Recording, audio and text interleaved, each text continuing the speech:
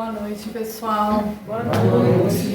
Peço desculpas já de antemão, a voz não está muito boa. Dá umas crisinhas de tosse de vez em quando, que eu estou passando por um processo alérgico, então eu peço, a consideração de vocês, que não, eu vou tentar não prejudicar aqui a reflexão de hoje. E que todos nós possamos hoje nos sentirmos acolhidos, abraçados, envolvidos por Jesus, pela espiritualidade amiga.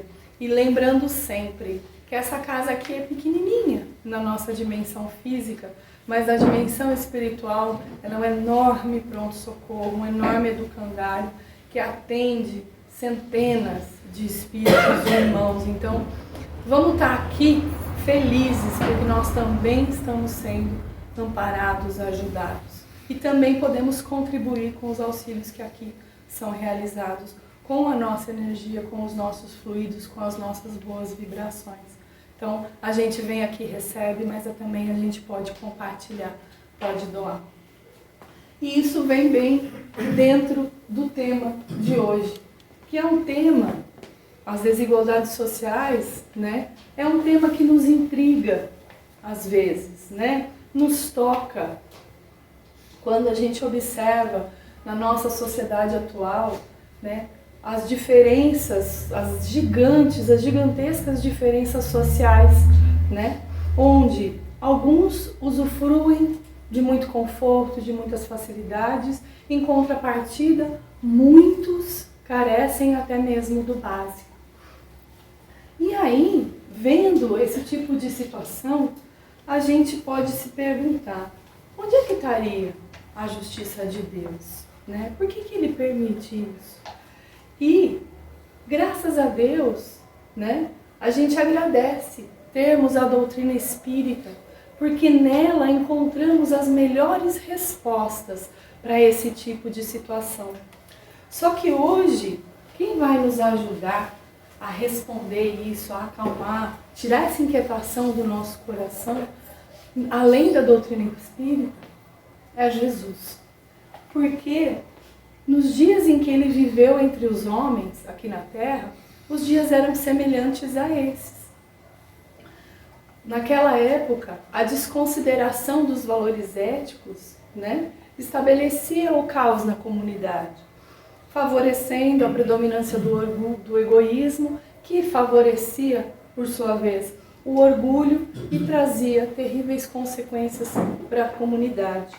Então, a fome, a doença, a viuvez, a orfandade, elas davam-se as mãos desvalidas para poderem se nutrir dos restos deixados pelos ricos que estavam nos arredores das cidades.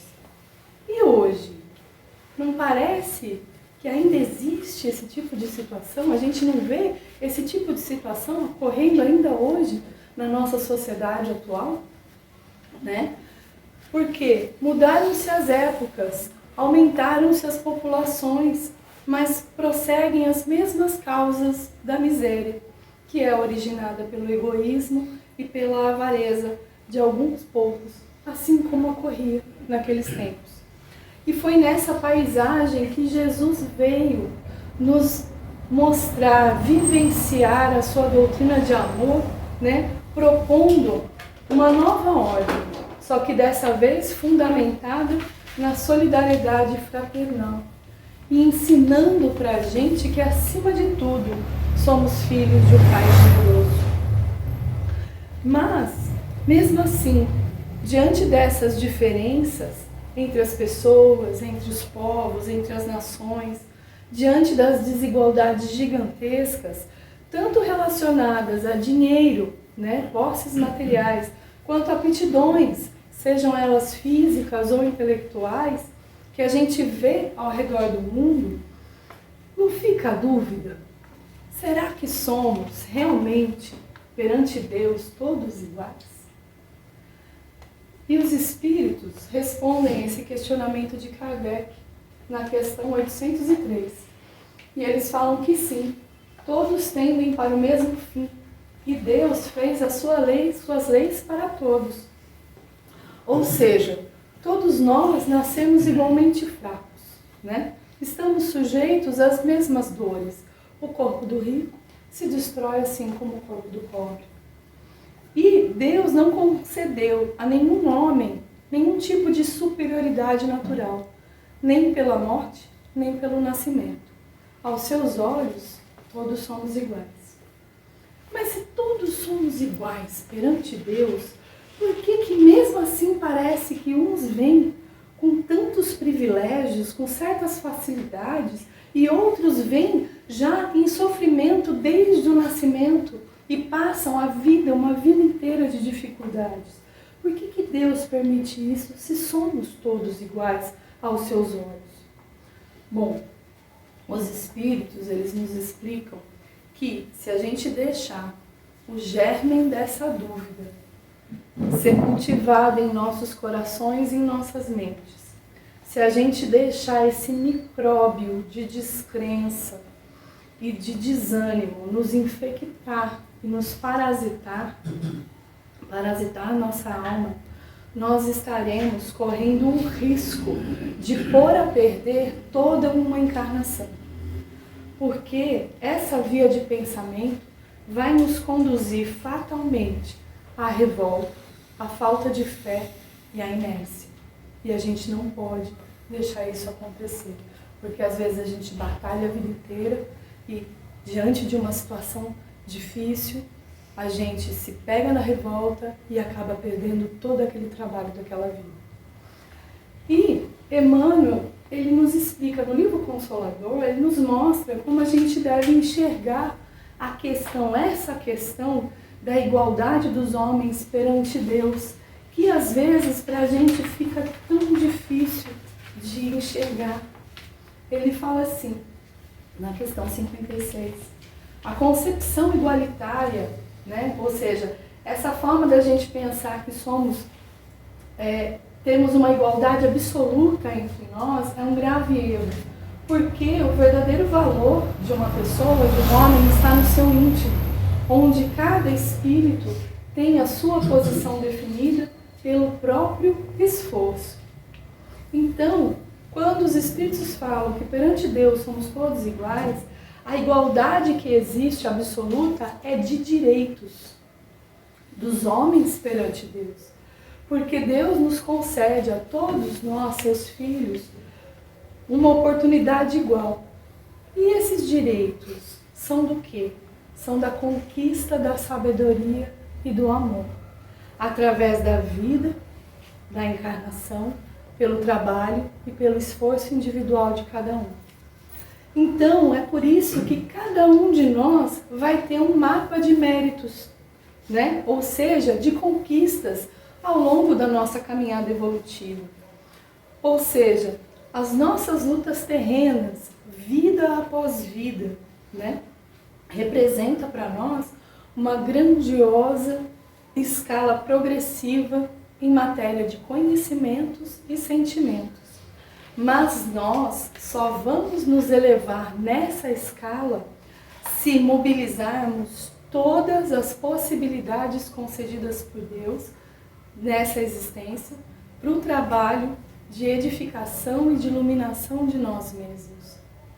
Ou seja, tanto o rico quanto o pobre, tanto aquele que tem a saúde perfeita quanto aquele que não a tem, aquele que tem uma lucidez de raciocínio maior do que o outro, cada um de nós vem com as suas possibilidades. Deus concede a todos nós as possibilidades, as ferramentas, os instrumentos para que nós possamos nos edificar. Não importa qual seja a nossa condição.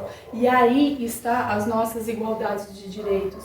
Porque não importa como eu esteja, né, qual seja a minha situação, nessa existência, eu tenho a possibilidade de chegar junto com outro que tem possibilidades diferentes, que tem situações diferentes. A gente tem a mesma possibilidade de chegar todo mundo ao mesmo tempo na linha de chegada. Nós temos a possibilidade, as ferramentas, os instrumentos. Só depende do esforço de cada um. E Jesus já tinha explicado isso para a gente em forma de parábola, há mais de 2000 anos. Lá no Evangelho de Lucas, ele conta aos discípulos a parábola em que havia um homem muito rico, que vivia vestido de púrpura e linho, né? E se regalava de fartura. E à sua porta vinha um mendigo de nome Lázaro, desejando alimentar-se com as migalhas que caíam de sua mesa. Acontece que Lázaro desencarnou e foi levado pelos anjos, né, para o céu, no seio de Abraão. Só que morreu também o rico, e ele foi sepultado. E lá embaixo, no Hades, o rico viu Lázaro lá em cima, em companhia do pai Abraão, e pediu a Abraão que, por misericórdia, mandasse Lázaro molhar a ponta do seu dedo na água para lhe refrescar, porque ele sofria nas chamas. Só que Abraão disse para o homem rico se lembrar que durante a sua vida ele havia recebido apenas benefícios, enquanto Lázaro somente males e dificuldades. E, portanto, Lázaro iria ser agora consolado e o homem rico atormentado. E, mesmo assim, mesmo porque entre eles agora havia um grande abismo. Um não poderia subir e o outro não poderia descer. Mais insistente, o rico pede a Abraão que o deixe voltar para dar testemunho à sua família, para que eles não cometam o mesmo erro e não acabem naquele lugar de tormento. E Abraão fala que não, que aqueles que ficaram tinham Moisés e os profetas a lhe ensinarem o que é certo, que bastasse que eles ouvissem os seus ensinamentos. E que, se eles tendo Moisés e os profetas não os ouviam, muito menos iriam acreditar se algum morto ressuscitasse. Desculpa, gente. Então, gente, aqui o rico e o Lázaro, eles estão personificando o que nós estamos mostrando hoje, a desigualdade social, né? São os dois extremos de duas classes socioeconômicas que ainda existem na humanidade. Uma possuidora de recursos.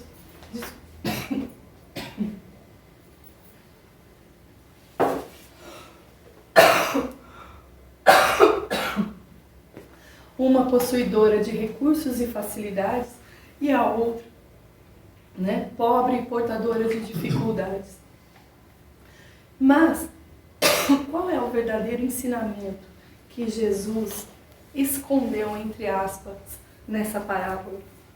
Porque se à primeira vista nós formos olhar ela sem profundidade, sem tirar o espírito da letra, como a Kelly falou na semana passada, se a gente não analisar com profundidade, qual é a conclusão que a gente chega?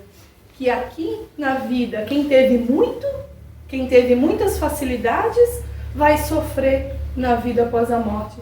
E quem passou por várias privações da matéria, quem passou por dificuldades, vai ser recebido com glórias e benefícios, vai ser merecedor de paz e benefícios na vida espiritual.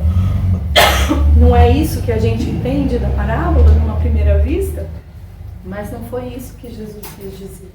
O primeiro ensinamento escondido na parábola é de que a desigualdade social não é obra de Deus, e sim dos homens. Como os espíritos respondem para Kardec também na questão 806. A desigualdade é uma criação humana e tem origem aonde? No orgulho e no egoísmo, que vai induzindo o homem à ganância em possuir e acumular bens materiais, mesmo que seja à custa do sofrimento de outro. E a gente consegue ver isso na parábola, porque a gente não se toca de um detalhe. Jesus começa dizendo que vinha Lázaro desejando se alimentar das migalhas que caíam da mesa do homem rico. Ele não disse que ele se alimentava dessas migalhas, e sim que ele desejava. Ou seja, o homem rico em nenhum momento, por iniciativa própria, aliviou nem um pouquinho o sofrimento do mendigo, sendo que tinha em suas mãos a capacidade de fazê-lo e os recursos para fazê-lo. Mas egoísta que era, ele não agiu. Este rico que vestia-se de púrpura e linho, o que ele representa? É o símbolo daqueles que querem apenas tratar do corpo físico, da vida material e esquecem da vida espiritual. A riqueza, diferente de como a gente pode concluir erradamente na parábola, a riqueza é um meio concedido por Deus para avaliar a nossa sabedoria e a nossa bondade. É uma forma de nos testar a capacidade moral. E Deus nos dá o livre-arbítrio para que por conta própria a gente possa identificar o bem do mal. E todos, segundo Kardec, segundo os Espíritos, todos nós passaremos, em algum momento da nossa jornada evolutiva, nós também passaremos pela prova da riqueza, para que a gente possa se exercitar em utilizá-la da forma correta. Então, a utilidade, e o benefício providencial da riqueza é o controle da pobreza e não um obstáculo à melhoria ou ao aperfeiçoamento daquele que a possui, Como erradamente podemos pensar lendo a parábola sem profundidade. Deus nos concede esses tipos de provação, esses tipos de provas, como instrumento de progresso espiritual, para conquistarmos valores e virtudes, como tantos outros instrumentos nos disponibilizados por Deus. E um desses preciosos valores da vida, que é derivado do amor, e que devemos nos esforçar para conquistar, é a generosidade. Só que, infelizmente, a generosidade tem sido muito escassa na nossa sociedade, e não só agora, na sociedade de todas as épocas. E a generosidade, que é a alma da beneficência e da caridade, é a base do equilíbrio de qualquer sociedade humana. Já o contrário à nossa elevação dos sentimentos, existe ainda um mal que persiste nos nossos corações e termina, assim como um vírus, por destruir a nossa alma, que é a avareza. Esse foi o motivo da queda do homem rico e foi a geradora dos seus tormentos no além-túmulo. A avareza, a possibilidade de ter ajudado e não ter feito. Mas agora a gente tem que esquecer um pouco o homem rico. Vamos falar de Lázaro.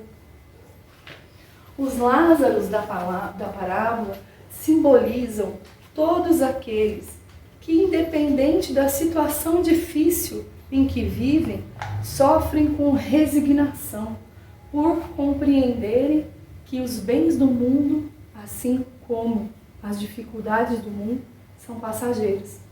São espíritos que confiam em Deus, em sua bondade e em sua misericórdia, ainda que submetidos a dolorosas expiações que são determinadas pela lei de causa e efeito, ou seja, de acordo com a minha jornada evolutiva, com a minha necessidade de resgate e expiação.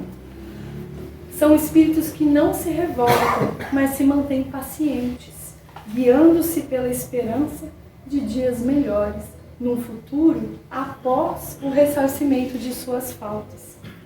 É por essa elevação moral, é por essa resignação e o entendimento do valor real que a matéria representa, que o Lázaro da parábola é recebido no seio de Abraão.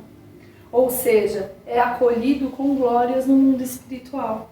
E não por ter simplesmente passado pela provação da miséria aqui na Terra, como a gente pode entender errado. E isso nos ensina muito sobre o bem e o mal sofrer. Mas isso é tema para outra palestra. Porque, trazendo a parábola de Lázaro e o homem rico aqui hoje, eu gostaria de ressaltar que todos nós somos diferentes. Não só em termos de condições sociais, das posses materiais, como também em aptidões e virtudes, que dizem respeito ao nosso grau de evolução espiritual. A exemplo das diferenças de atitudes entre o homem rico e Lázaro. Deus criou todos iguais, mas cada um de nós tem feito maior ou menor soma de aquisições, demonstrando que essa diferença entre nós está na diversidade dos graus da nossa experiência, né, que alcançamos, e da vontade com que trabalhamos. E aqui vontade também significa livre-arbítrio. Livre-arbítrio de fazer o certo ou o errado, o fácil ou o difícil. Mesmo que o difícil seja o certo, né? É uma escolha. Daí é porque uns se aperfeiçoam mais rapidamente do que outros, né? O que vai dando pra gente aptidões diversas. E essa variedade de aptidões, seja elas quais forem, é necessária, né, para nós. Porque cada um tem de si para dar na execução dos desígnios de Deus, né? Cada um tem o seu papel útil, não importa como ele seja, como ele esteja. Ou seja, aquele que está na frente ajuda aquele que está um pouco para trás, que também ajuda aquele que está um pouco para trás, e assim por diante. E a gente vai formando essa corrente de regeneração. E a gente pode observar que Lázaro poderia ter tido o mesmo destino do homem rico. Se ele tivesse sucumbido ao peso do seu sofrimento, maldizendo o homem rico por não ter lhe ajudado, não ter aliviado a sua miséria, invejando por ele ter condições que Lázaro não tinha e revoltando-se contra Deus por ter beneficiado um em detrimento do outro. Então, a riqueza e a pobreza, ambas são provas para nos experimentar de modos diferentes, né? E frequentemente essas provas são escolhidas por nós mesmos. E acabamos, vez ou outra, falhando. Assim, tanto a riqueza quanto a pobreza são desafiadoras. A miséria, ela pode nos incitar, né, à revolta contra Deus e à inveja. E a riqueza pode nos incitar a cometer todos os tipos de excesso por conta da facilidade. Mas só se formos descrentes e invigilantes. Porque a gente pode fazer de qualquer condição, ao invés de obstáculos, degraus. Degraus evolutivos. Porque a pobreza também fornece para nós a possibilidade de exercitarmos a paciência e a resignação. Enquanto a riqueza, para outros que a experimentam, fornece a possibilidade de exercitar a caridade, a generosidade e o desapego dos bens materiais. Mas será que sempre vai ser assim? Será que sempre vai haver a necessidade de um provar riqueza, o outro provar pobreza, e sempre vai haver essa desigualdade, né? E foi isso que Kardec perguntou aos espíritos: algum dia essa desigualdade social vai desaparecer da Terra? E eles responderam que eternas somente as leis de Deus. Aí eles rebatem a pergunta para Kardec: você não consegue ver que a cada dia essa desigualdade está diminuindo? Né? E ela vai desaparecer quando o egoísmo e o orgulho deixarem de predominar. Restará apenas a desigualdade do merecimento, que é o nosso mapa de méritos na nossa jornada evolutiva. E Emmanuel, ele fala que a desigualdade social, ela é a prova da reencarnação. Porque cada espírito tem uma posição definida, né, de regeneração ou resgate. Ou seja, pobreza, miséria, guerra, ignorância, como tantas outras calamidades coletivas, somente são enfermidades da sociedade hoje devido à situação da necessidade de prova e resgate da quase totalidade da humanidade. E assim, então, que não houver mais necessidade do resgate individual de cada um, né? Assim que todos nós estivermos iluminados com Jesus Cristo, a desigualdade, então, vai ser eliminada de qualquer ambiente humano. Só que, infelizmente, mesmo estando às portas de um planeta regenerado, às portas da regeneração do planeta, ainda vemos predominarem no planeta o orgulho e o egoísmo, que sem dúvida são as duas maiores chagas, né, que geram inúmeros problemas, grandes prejuízos à humanidade. E tudo por quê? Porque esquecemos que aqui nós somos apenas usufrutuários, que todos os bens, sejam eles adquiridos por nós ou concedidos a nós, é tudo de Deus, nada é nosso. Esquecemos também que levaremos para o plano espiritual, para outra vida, apenas o conhecimento que obtemos e que consolidamos dentro de nós e as virtudes que a gente tenha conquistado, a exemplo de Lázaro e o homem rico. Daí então a gente tem a resposta definitiva. A desigualdade, ela só vai desaparecer conforme reinar a fraternidade no coração dos homens, acima de qualquer sentimento egoísta. Ou seja, a desigualdade social só vai desaparecer da Terra quando todos os homens ricos, vestidos de púrpura e linho, reencarnarem como Lázaros.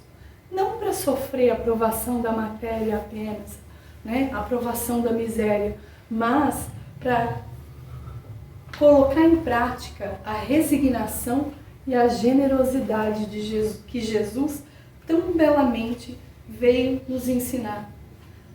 Porque, se a gente parar para pensar, até mesmo Lázaro, que padecia de escassez absoluta de recursos materiais, possuía algo de si a compartilhar. E Lázaro compartilhou, e foi justamente com um homem rico. A única coisa que ele tinha de sua era a sua indulgência, que ele concedeu ao homem rico, o seu perdão por não ter o ajudado. Por isso foi recebido com glórias no plano espiritual. E lá no capítulo 13 do Evangelho segundo o Espiritismo, tem uma mensagem no item 15 do Espírito Protetor. E ele fala assim, que comumente ele escuta de nós encarnados, eu sou pobre, não tenho como eu fazer caridade, né? Mas que ele vê essas mesmas pessoas que proferiram essa frase faltarem com a indulgência aos seus semelhantes, tornando-se juízes e carrascos dos seus próximos. E ele pergunta, afinal, também não é caridade a indulgência, assim como entendia Jesus? E ele nos orienta de que, quando formos desprovidos, mesmo que desprovidos de qualquer recurso, só tivermos a indulgência para compartilhar, que devemos fazê-lo, mas muito mais largamente do que aqueles que também podem praticar a caridade material, porque é o nosso dever. E, apesar então de nada possuir, Lázaro deu de si mesmo ao homem rico, deu a sua indulgência, o seu perdão, usando o seu livre-arbítrio e decidindo não ser avaro e egoísta como ele foi. E essa questão da avareza, ela sempre nos leva a outros enfoques, né? Porque a lei de amor que Jesus veio aqui mostrar, exemplificar, ela determina que devemos ofertar ao próximo tudo aquilo que podemos, visando não só o seu amparo imediato, como também a melhoria da sociedade. Pois o legítimo cristão deve ser útil a qualquer pessoa e em qualquer situação, seja na miséria ou na opulência. E graças à generosidade do Pai, que nos fornece os instrumentos, as possibilidades, e aos esforços que nós empreendemos na nossa jornada evolutiva até aqui. Muitos de nós já conseguimos superar a avareza material, mas, infelizmente, ainda praticamos outros tipos de avareza, outras formas de avareza que revelam a nossa imperfeição moral. E na obra Trigo de Deus, eu pulei aqui, eu pulei um slide, desculpa. Ninguém é tão pobre que nada possa dar, e ninguém é tão rico que não precise receber. E foi isso que Lázaro fez. E na obra Trigo de Deus, de Divaldo Franco, psicografado por Divaldo Franco, a benfeitora espiritual Amélia Rodrigues, ela é convidada a presenciar espiritualmente algumas passagens de Jesus com seus apóstolos. E lá no capítulo 20, ela, intitulado Jesus e a Avareza, ela traz o diálogo daquele homem que pede a Jesus que ordene ao irmão dele que reparta a herança que ele recebeu. E aí Jesus, como ele era avesso a qualquer mesquinharia humana, né, ele rebate perguntando: quem foi que me fez juiz para resolver essa questão? E ainda diz ao homem: acautelai-vos e guardai-vos de toda a avareza, porque a vida de cada um não consiste na abundância das coisas que possui. Ele fez um alerta. E, logo em seguida, emendou outra parábola, falando sobre outro homem rico. Lá no Evangelho de Lucas, né, ele conta a parábola do homem que tinha um campo que rendeu uma safra abundante de grãos. E ele ficou pensando comigo: eu não tenho onde guardar tantos grãos, os meus celeiros são pequenos. E pensando consigo mesmo, ele fala: vou derrubar os meus celeiros, construir celeiros gigantescos, onde eu possa guardar toda a minha produção de grãos e também todos os meus outros bens. E vendo que aqueles bens todos eram suficientes para uma tranquilidade de vários anos, disse a si mesmo: vou beber, descansar, comer e me regalar. E nisso Deus fala: nécio, ou seja, estúpido, insensato, esta noite mesmo te pedirão a tua alma. E tudo que ajuntastes, para quem será? Né? E Jesus termina essa explanação dizendo que assim é o que entesoura para si e não é rico para Deus. E lá na passagem, lá no Evangelho de Lucas, essa passagem acaba aí. Ela morre aí. Mas a Amélia Rodrigues, ela traz a continuidade da explanação de Jesus na obra Trigo de Deus. Porque ele continua a falar para aquelas pessoas que ali estavam, para os seus discípulos e para aquele homem, né? Ele continua a falar sobre a avareza. Ele fala que a avareza é uma doença da alma que devora os alimentos da vida. E que o avaro é alguém que enlouqueceu, mas ainda não se deu conta. E naquele momento ele coloca para aquelas pessoas 3 afirmações, né, que nos trazem uma reflexão muito interessante a respeito da avareza, que frequentemente nós não nos atentamos. Ele fala que não é avaro somente aquele que ajunta com ganância seus bens, que acumulam com ambição desmedida, mas também todos aqueles que, possuindo saúde, negam-se a repartir alegria e fraternidade. Quantos de nós não somos avaros da saúde, porque dispomos de uma condição física perfeita, uma saúde, uma disposição, e mesmo assim levamos uma vida preguiçosa, uma vida ociosa, calminha, ou ficamos apenas preocupados com as nossas questões pessoais e familiares, né? E a gente não se permite ser útil àqueles que estão enfermos do corpo, aqueles que estão necessitados de ajuda, né? Seja de um abraço, de um consolo, de uma palavra, ou até mesmo de um cuidado físico, né? De ajudar alguém que está debilitado. Jesus também diz que a avareza igualmente está naqueles que possuem inteligência e se negam a ensinar os ignorantes. Quantos de nós não optamos pela avareza do conhecimento? Uma vez que a gente goza de uma lucidez de raciocínio e até mesmo de um certo patrimônio intelectual, mas a gente não compartilha esse conhecimento com os demais, sobretudo com aqueles que são mais carentes. Ora, se eu tenho a possibilidade, o conhecimento, por que eu não posso ser voluntário numa entidade assistencial, né? E dar, por exemplo, reforço escolar para aquelas pessoas mais carentes? Será que eu não posso compartilhar mais aquilo que eu sei com aqueles que estão ao meu redor? Será que eu não poderia beneficiá-los dessa forma? E Jesus fala a sua terceira afirmação sobre a avareza, que há também os avaros de amor, que se opõem a distribuir afeição, fechando-se na indiferença e até mesmo na animosidade.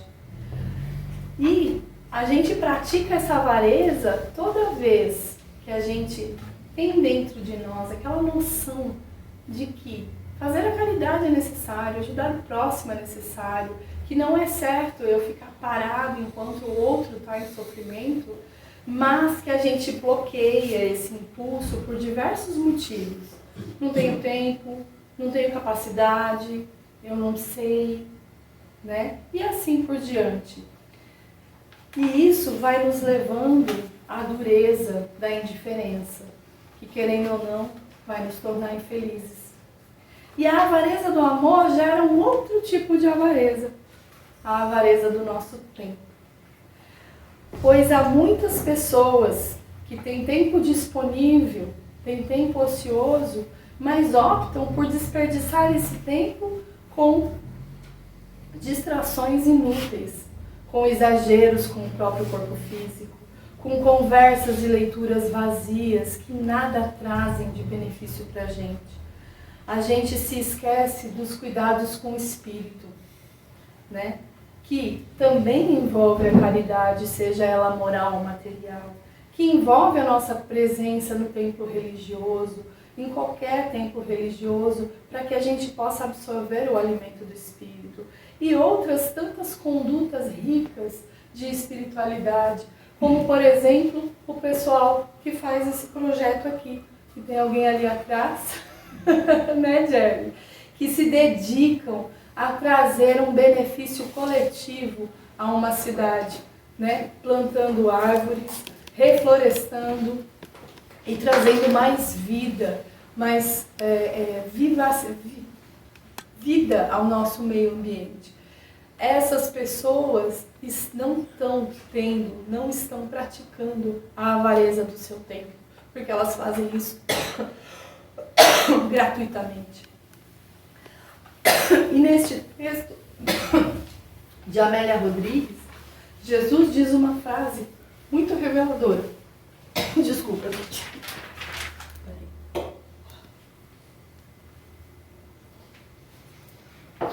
Ninguém é tão destituído de recursos que não possa espargir sementes de esperança, sorrisos de alento, dádivas de ternura, incentivos e solidariedade espiritual. E ele finaliza essa explanação dizendo que os tesouros, os verdadeiros tesouros da vida eterna, que nós deveríamos estar nos esforçando para conseguir, ou seja, amor, conhecimento, paciência, humildade, resignação, generosidade, são também um desafio para aqueles que já possuem.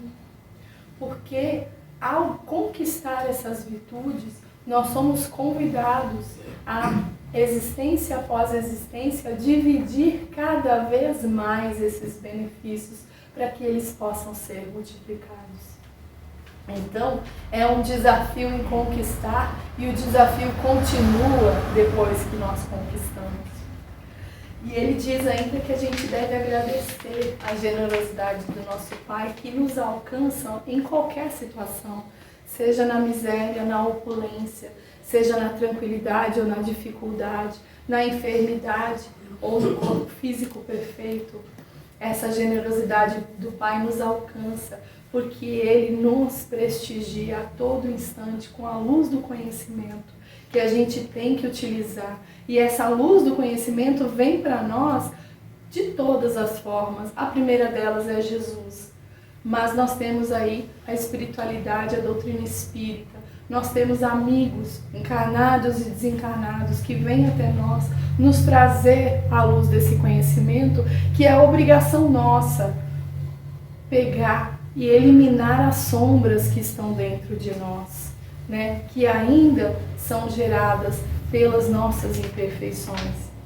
E como a gente faz isso? Dessa forma, os preceitos morais ensinados e vividos por Jesus, eles necessitam de maiores reflexões de nossa parte, no nosso dia a dia, das nossas vidas, a fim de que a gente possa se esforçar para vivenciar aquilo que ele ensinou, ainda que seja à custa de muita disciplina e muito sacrifício. Pois somente o amor vai permitir que a gente elimine o câncer da avareza e dessa forma suavizar cada vez mais as desigualdades sociais, que deixará de existir na sociedade regenerada do amanhã.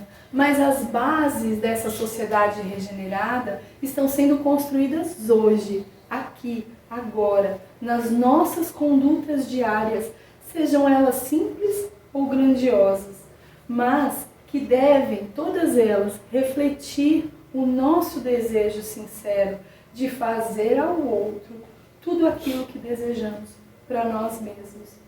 E a gente não pode esquecer, né, que Deus não criou a pobreza e que cada coração, cada um de nós, pode ser um manancial de bênçãos, porque doar estímulo, doar fraternidade, doar alegria, consolo, esperança e amor é muito mais do que doar bens materiais. E que a gente então tem que estar postos, né, sempre prontos a servir, não importa qual a condição nossa. Lembrando que Jesus não tinha uma pedra para recostar a sua cabeça, mas ele ofereceu ao mundo a própria vida, por amor a nós. Então, gente, está nas nossas mãos eliminar as desigualdades sociais do mundo.